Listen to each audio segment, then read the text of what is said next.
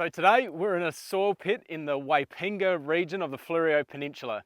We're in around a 550mm rainfall area, and today we've got a really interesting soil profile because what makes it so interesting is we've got a real series of soil change that's happening really over only this 3 meters of this soil pit. In the middle here, overall we'll average this out to be calling it a chromosol, which is a texture contrast soil, so a sandier textured soil sitting over a clay soil. However, we do have some really interesting variation of that happening either side. When we're looking at soil profiles, the first thing we want to really understand is what's going on underneath that topsoil. Quite often when we're assessing soils, we get caught up on focusing on just that 0 to 10 centimeters, but really, as we can see in this pit especially, we've got such a diverse range of activity that's happening just below the surface. So really what we want to be doing is identifying what are the soil layers, and like we've been working through is sort of having a look at saying what are the obvious features that are different. And the big one here today is the colour change. So we've got a significant colour change down through the soil profile, especially depending on where you're looking through the pit, but you've just got to pick an area and start focusing in on that. So we've got a grayer coloured topsoil. That's quite common for the top. Generally in that 0 to 10 centimeters in a soil profile, there's more organic matter. So that makes it go an earthier colour. So you'll get your darker greys and browns coming through in that layer. Then the soil's lightening off in sort of that 10 to 15 centimetre range, so that bottom of the topsoil area. And then we're transitioning into this clay, or an increase in clay where it's going oranger in this layer. So we've got more of an orange-brown colour coming through.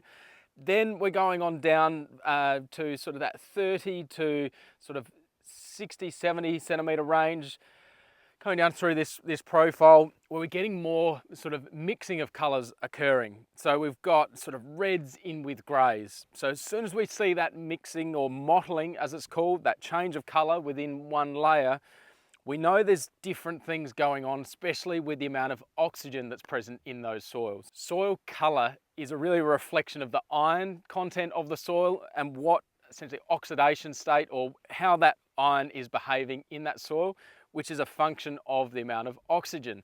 So when we think of a rusty piece of metal, what does it do? It goes red and that rusty colour. So we get that coming through when there's plenty of oxygen. However, when we've got lower oxygen in a soil or in the environment, that iron colour will actually go grey. So in this soil, we've got this mottling effect or this patchwork of greys and browns all together, which is telling us this soil is not draining very well. So it's going through prolonged periods where the soil becomes anaerobic, so loses oxygen or becomes depleted in oxygen, and then that over time changes that colour of the soil, especially as the microbes, all that biological activity is still active there and they're looking to get oxygen for wherever they can, which then changes how that soil colour is then represented in that layer. So as we've gone through, we sort of went through earlier on just sort of marking what some of these major soil layers are in this profile. And really, as we've been going down, we've sort of got this 0 to 10, then we've got where we've touched on this soil colour changing of this 10 to sort of 30 centimetre range. Then, like we were just talking on that soil colour, where it becomes a bit more mottled, is we've sort of got a couple of zones sort of showing through where we've got varying degrees of that mottling. So we did break them up just for especially where the root activity is occurring. A bit more in this upper part, in this sort of 30 to 50, then a bit of a change in this sort of 50 to 65 sort of area. And then on down through the profile. Again, we then probably swap around and been less red dominant in this layer to then be a bit more grey dominant. So you know this bottom soil here is spending a lot of that season being quite wet. So high moisture content, lower oxygen, and really impacting that representation of that soil colour. So from the outset, you can see we've got these initial zones that we can delineate in a soil profile as we see it here today. With this pit being really quite interesting to capture some contrasting soil types all within one site. So if we step back just a little bit here, we actually see this increase in that sand depth. So this depth of sand is now really 30 plus centimeters sitting over the top of that exact same clay layer. So we'll see this sort of general trend going through the landscape here. It's getting deeper and it will then get shallower across the field as well. But these are the key features that can vary across the landscape. So the topsoil all looks exactly the same as we go across. It's only until you dig into it you realize this area has got quite a deep sand sitting over the top, so 30 plus centimeters sitting over that clay compared to only 10 centimeters in the middle of the pit. This can then significantly change what plants are going to be happy growing on this site. So sands operate completely differently to clays. When we look at a sand versus a clay, you need to start thinking of saying, well, these are actually different size batteries in a way. So a sand has lower capacity to store and hold nutrients and store and hold water. So if we think of a sand as being like a AA battery, so a smaller battery, still just as powerful, but it won't have that reserve in it, where a clay soil is a bit more like a truck battery. It's got huge capacity in it to store nutrients and water, and it's there as a bigger bank account in reserve. So that's how we can see that these soils are going to behave differently, and they're like layers on a cake. You've just got completely different soil types occurring here.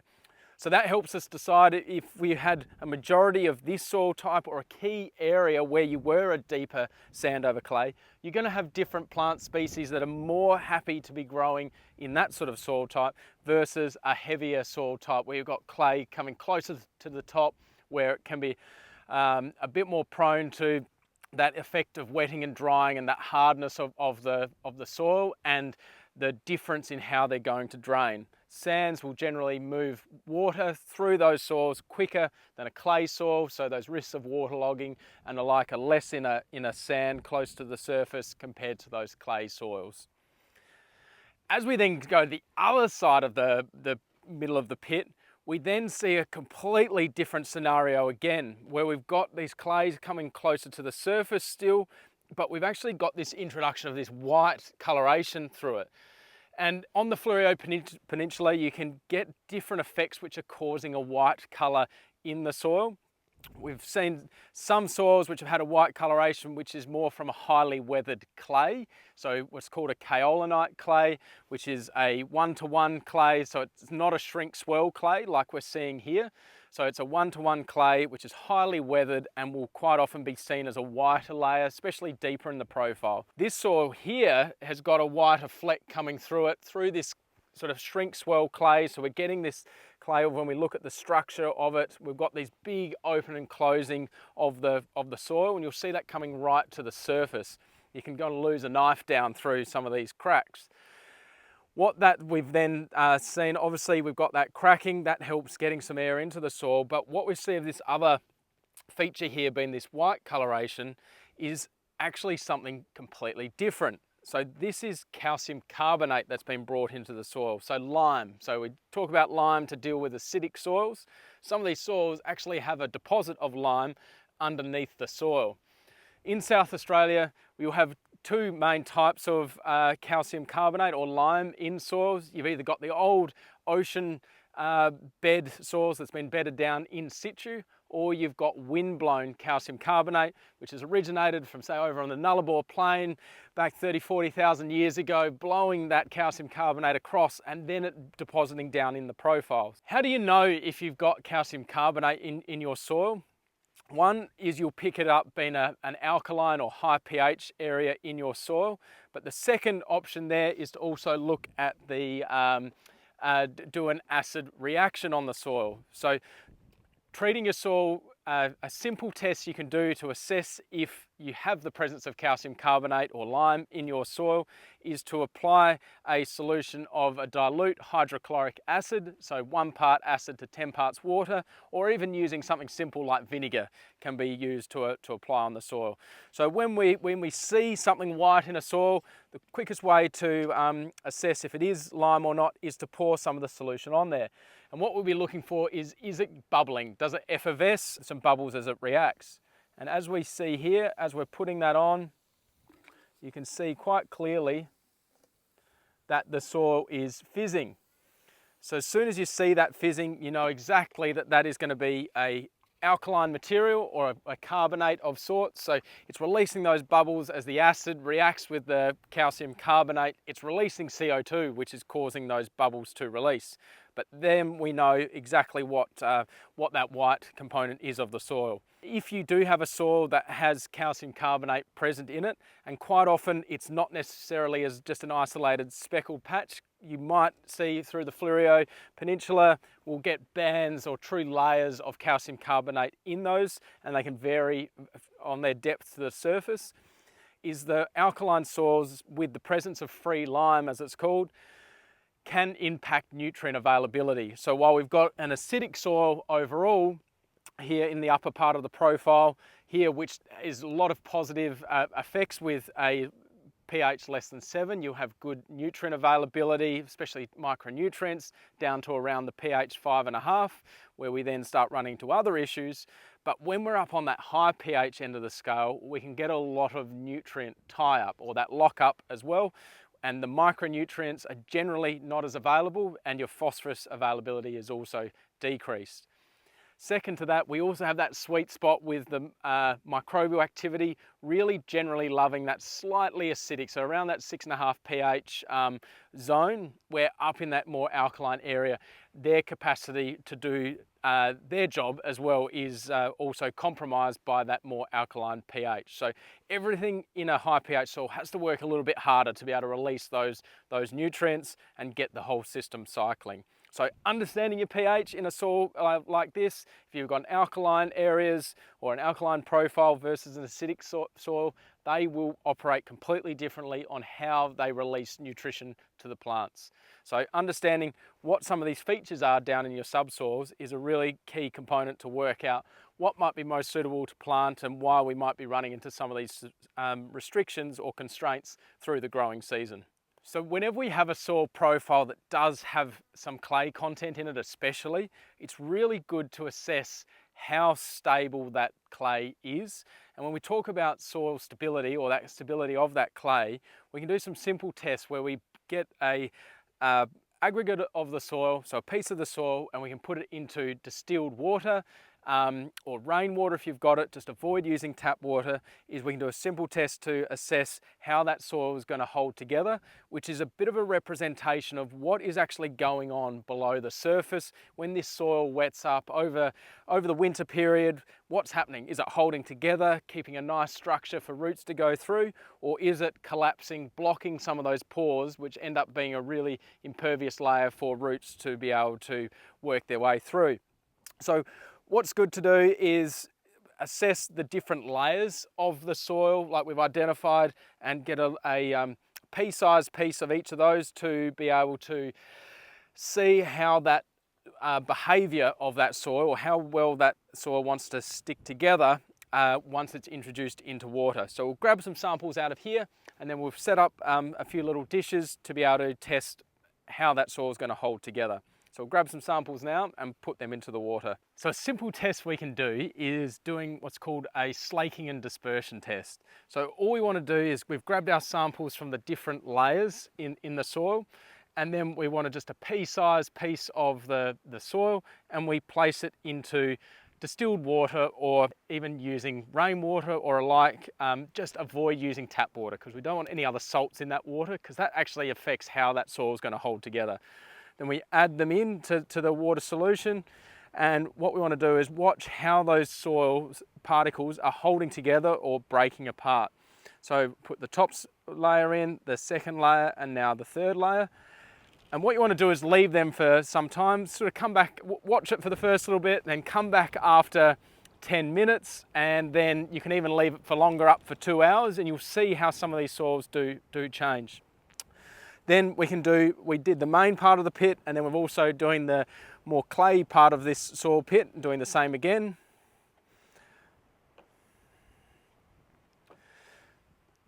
So straight away from these first samples, what we can see is that initial collapse of that soil. So as that soil's collapsed, and it's sort of almost like rocks falling off a cliff sometimes when those soils break apart, that's slaking. So that's as the water's going in, pushing air out, it's causing those soil aggregates to be pulling apart and then breaking down in water. Then what we want to see next is, does that sample around each of those areas, does that sample go cloudy? Is it going like that muddy water in a dam? And if it starts going cloudy, that means it's dispersing, which is the fine clay particles leaving that soil aggregate and coming up into suspension, almost like chocolate milk. So if it starts to go really milky and cloudy, you know you've got a dispersive soil. If that's occurring, you can do some other tests to see what some of your cation numbers are, and critically we want to know what the exchangeable sodium percentage is. So when your ESP, or exchangeable sodium percentage, is greater than 6%, it indicates a soil that might be prone to doing dispersion, which is a really handy indicator to know. Then we can work out a management plan from there. So if you do have a dispersive soil, the common remedy for that is to apply gypsum. So the calcium out of the gypsum will help hold that soil together. So calcium is a 2+ charge nutrient, so it's got essentially 2 hands to hold on to that clay, where sodium is only a 1 positive charge, so it's only essentially got 1 hand to hold on to that soil. So it's happy to just let go, rather than calcium that wants to hold it on and keep it together. So we'll watch this over the next short while and see what's happening in each of these layers, and same with on the other side of the soil pit, and see what happens from there. So another way we can look at soil structural stability is do it a bit more visually as well. So just rigged up essentially a plunge pool for these soil aggregates. So I've grabbed one from each side of the pit, from that clay layer. What we want to do is see how this soil behaves once it's in the water. And we ideally want that soil to hold together and not fall to the bottom. So as we go in, these are on the clay soil type, soil layers in the profile.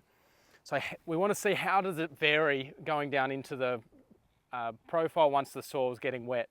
And we can see some rapid slaking, or that breaking apart of the soil aggregate on this side, while it's a lot slower on this other side of the pit. And what we did notice when we were looking in the soil pit, we did notice there was a bit more, there was a presence of calcium carbonate in this soil, where the soil was holding in this part of the soil profile. And what calcium can do is actually help hold that soil particles together. So potentially the difference, even though these were only a metre apart where they've been sampled from the same depth, we're getting 2 different behaviours of how this soil is operating once it's in the water. So we'll watch that over time, and what you might see, even though this soil has dropped down and clouded the water, over time it may clarify and clear that water up, so you'll know it's just more unstable from how that aggregate's breaking apart. But if this stays like muddy coloured, so like muddy water in a dam, then we'll know that clay component of the soil is dispersing and staying up in suspension. So we'll track that over time. You can leave that for a little while. So check these after 10 minutes, and then after say 2 hours is a great way to assess, is there much variation in that soil structural stability down through the profile. So as this soil on this side is holding together a little bit more, what we did see, what was an interesting feature in that part of the soil profile in the pit, was there was evidence of calcium carbonate there. So there's a fair chance there's a lot more calcium just in that sample compared to this soil sample here, which is really attributing to how that soil is holding together, which is a little bit back to that gypsum story we were saying before. Is saying if we can increase the calcium content of some of these soils when they are starting to disperse or slake, then this is the sort of impact that we can have on holding these soil aggregates together, and making sure that over time that water has got a clear pathway to move down through a soil, and then also plants been able to explore the soil and retrieve that moisture back. Because currently on this side, if this was in the soil profile, that soil is slumping and closing some of those soil pores, or those pores through the soil, which is impacting the pathways of where roots can explore. So a critical thing is understanding the structure and also the structural stability of your soil to see how much of that subsoil your roots can explore.